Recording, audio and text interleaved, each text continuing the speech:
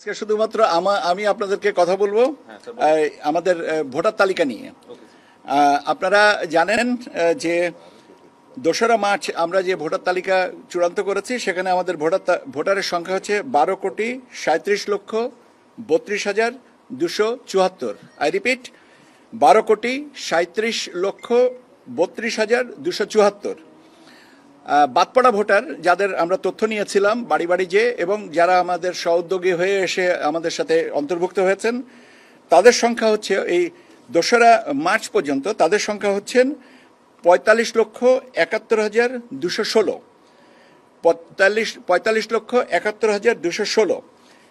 এই পিরিয়ডে মানে 2025-এর 1 জানুয়ারি অথবা 2রা জানুয়ারি অথবা 2রা মার্চ পর্যন্ত আমরা যারা পরলোকে গেছেন কর্তনকৃত ভোটারের সংখ্যা হচ্ছে 21,32,590।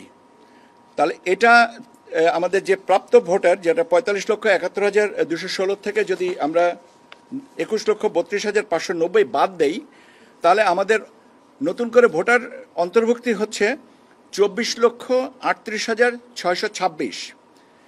24,38,626-এর সাথে আমরা যে ভোটার আমাদের অ্যাজ অন টুডে যে ভোটার তালিকা আছে, যেখানে 12,37,32,74-এর সাথে যদি এই প্রাপ্ত ভোটারের সংখ্যা আমরা যোগ করি, তাহলে আমাদের ভোটারের সংখ্যা যে দাঁড়াবে 12,61,70,900 এবং 12,61,70,900। এখন কথাটা হচ্ছে যে আমরা এই কাজটা কবে নাগাদ সম্পন্ন করব।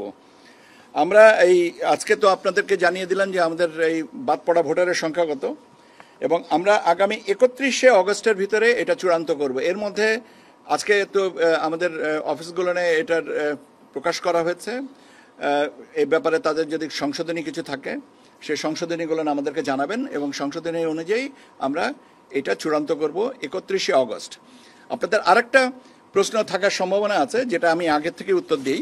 সেটা হচ্ছে যে ভোটার তালিকা সংশোধনের কারণে আপনারা জানেন যে গত বৃহস্পতিবারের দিন আমাদের ব্রিগেডিয়ার ফজল সাহেব, মাননীয় কমিশনার মহোদয় বলেছেন যে 31শে অক্টোবর পর্যন্ত যাদের জন্ম হয়েছে 18 বছর পূর্ণ হয়েছে তাদেরকে আমরা অন্তর্ভুক্ত করে আরেকটা তালিকা প্রকাশ করব।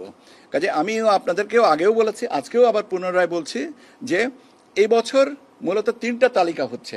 একটা হচ্ছে যে 2রা মার্চ যেটা চূড়ান্ত করা হয়েছে, 31শে অগস্ট পর্যন্ত আজকের বিবেচনায় যেটা চূড়ান্ত হবে, এবং 31শে অক্টোবর পর্যন্ত বিবেচনায় নিয়ে যে ভোটার তালিকাটা চূড়ান্ত হবে।